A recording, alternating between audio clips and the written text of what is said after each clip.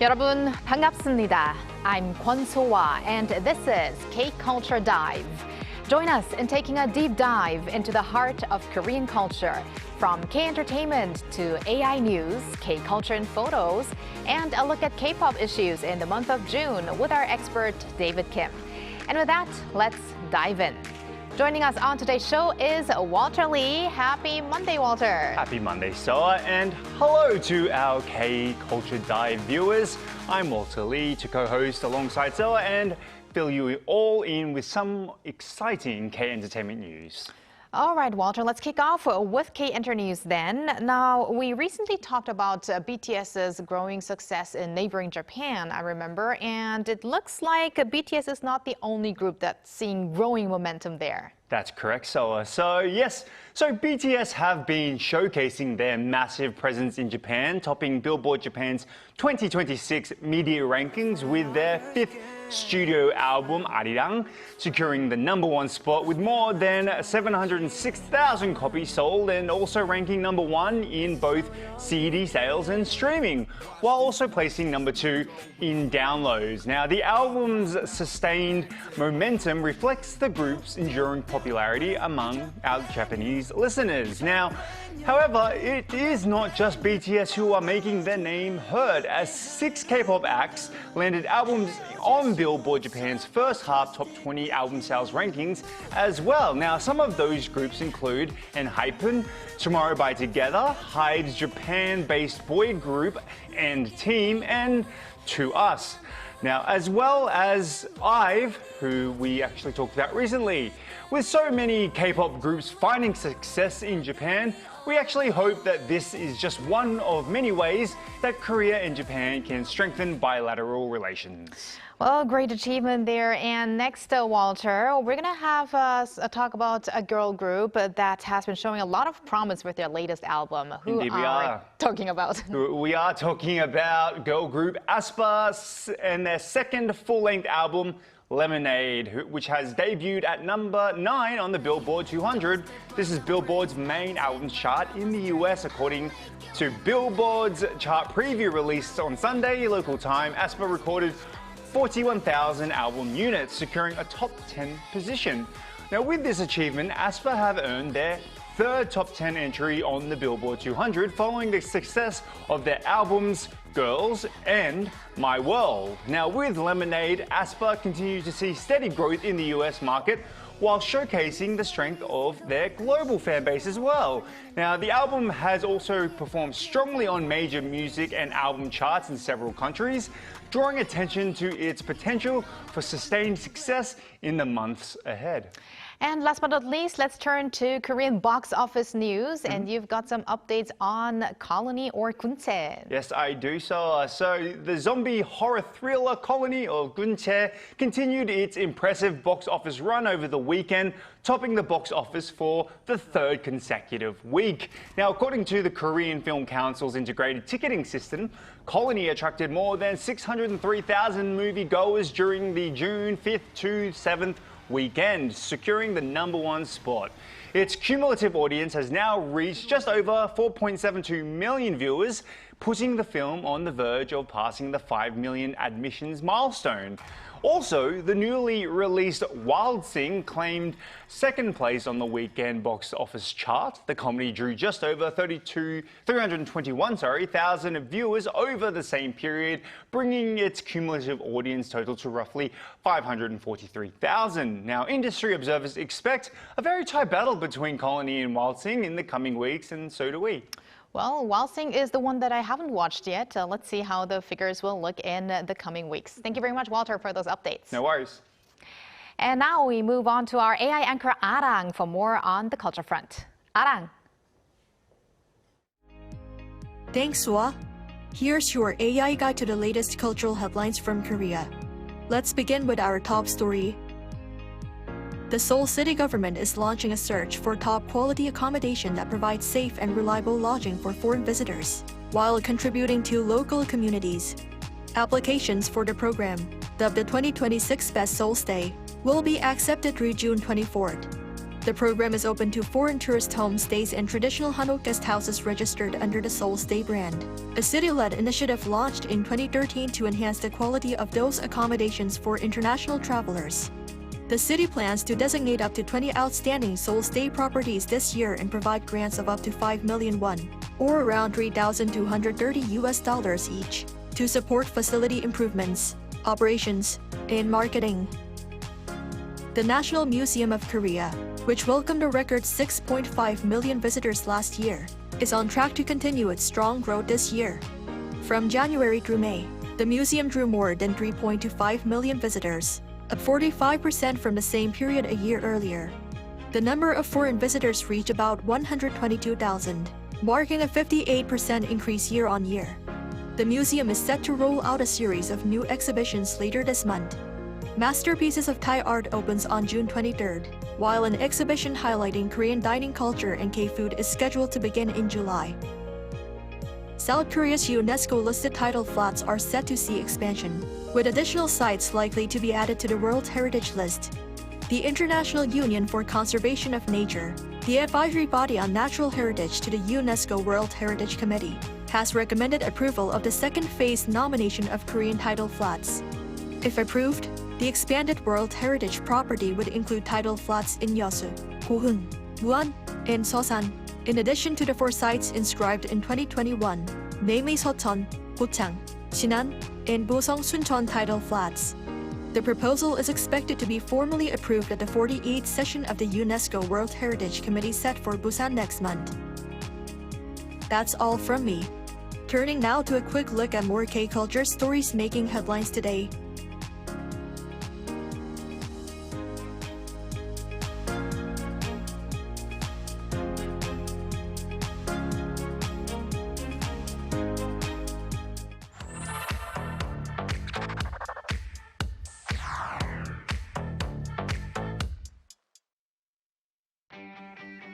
Through a single photo at a time, we take a closer look at culture in Korea. This is K-Culture in Photos. Fighting. This is Korea's unique way of saying you can do it or you got this. At first, many people thought it was just Konglish, a Korean-style English expression. But now, fighting or fighting has even been added to the Oxford English Dictionary as a uniquely Korean expression of encouragement. And in these photos, you can see Koreans making the classic fighting pose, raising a fist with determination. Actors do it at press events, entertainers do it on TV shows, and even national athletes do it before leaving for international competitions. Because honestly, there are moments in life when everyone needs a little fighting.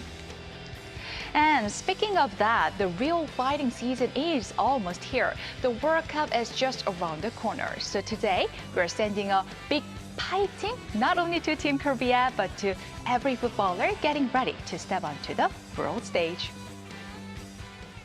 Where do you think this photo was taken? A woman in a flowing white dress stretches out her arms beside rushing water, almost as if she's trying to embrace the cool summer breeze. And this isn't a mountain valley or a seaside vacation spot. It's right in the middle of Seoul at the Cheonggyecheon stream. As early summer heat begins to settle in this June, more and more people are heading to Cheonggyecheon to cool off. Here, you can really see how the stream transforms into an everyday summer escape. Children dip their hands and feet into the water, parents sit nearby with their kids, and elderly visitors rest along the stream to escape the heat for a while.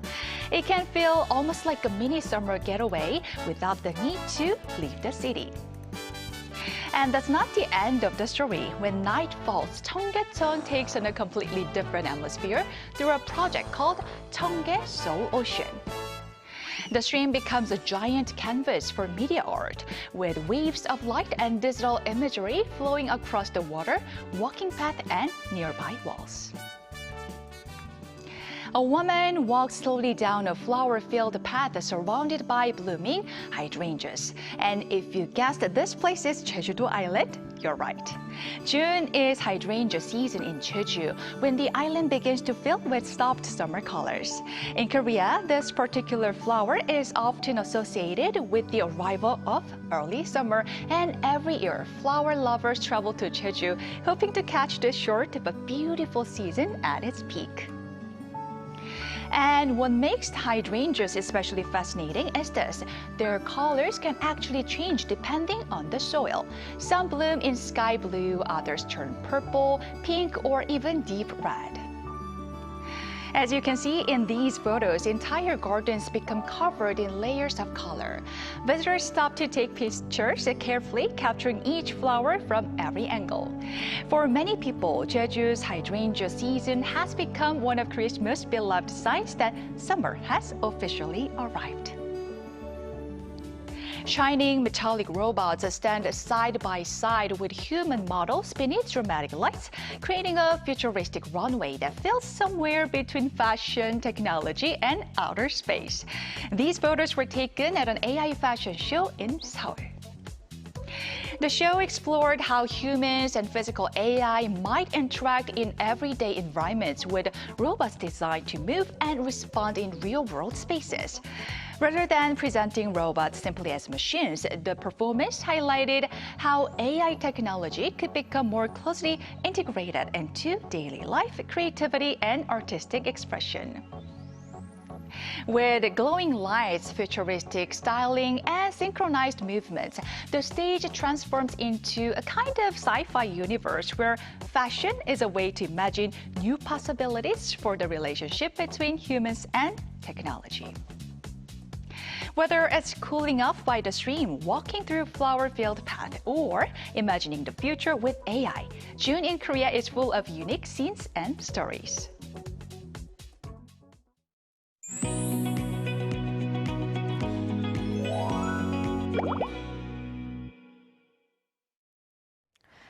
The K-pop industry is seeing a wave of comebacks and new releases this June.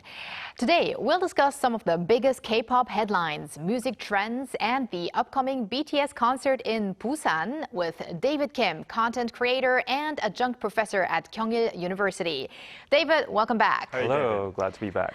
All right, we're happy to have you back, David. We're going to talk about all these new comebacks and releases, and we're seeing some veteran groups with over a decade of experience, as well as some newer acts that are still establishing themselves in the K-pop industry. So what do you find most interesting about the month of June? Well, first of all, June is expected to be really packed, and the competition is going to be absolutely fierce, because I've just done my research and it seems like more than 15 groups, and these are all big groups coming back in June. Wow. We have a massive lineup. So on top of that, the most interesting thing is, as you mentioned, we're no longer just expecting a playground for 4th and 5th gen K-pop idols that have been dominating nowadays. But this June, we're going to be seeing some very rare comebacks, such as 2nd gen idols like SHINee. We also have 3rd gen idols, absolute vocal queens like Mamamoo coming back. Personally, very excited about that as well. On top of that, while the K-pop scene nowadays have been predominantly very successful with girl groups in general, this June we're going to have a lot of boy groups coming back with massive fandoms, groups that you've all heard of, like ATEEZ, Boy Next Door, Rise. So it's absolutely going to be fierce in terms of competition. Yeah, Wow. I know we've been reporting as well on IOI's comeback as well for their 10th year debut anniversary. But girl groups in particular seem to be drawing a lot of attention. I've been keeping a close eye on this. I'll jump ahead and say I've been watching Le Sserafim as well as NMIX. Are there any teams or performances you're especially looking forward to, David? Well, as a K-pop fan that has been standing for over 10 years, a decade, I personally am biased a little bit more towards Mamamoo, because I feel like they are the absolute vocal queens. They are very, very talented, and it's very exciting as a fan to see the full group come back in such a long time. So shout out to Mamamoo.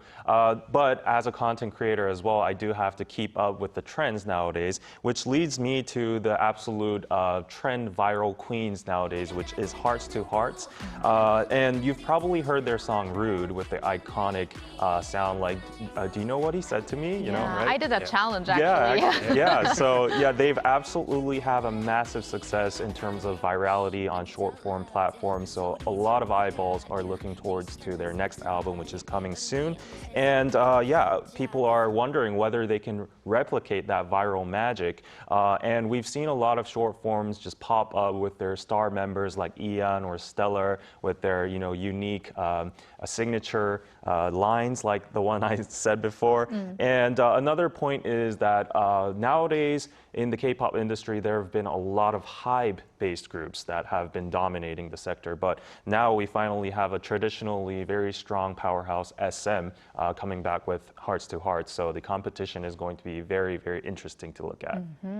I'm very glad that you mentioned Mamamoo, because I thought that many K-pop fans abroad would not be that familiar with Mamamoo. But I remember we did talk to an expert before abroad who actually specifically mentioned that he's a big fan of Mamamoo. So it's interesting to see that these groups, these earlier generation groups, and those vocal groups are also getting the attention these days.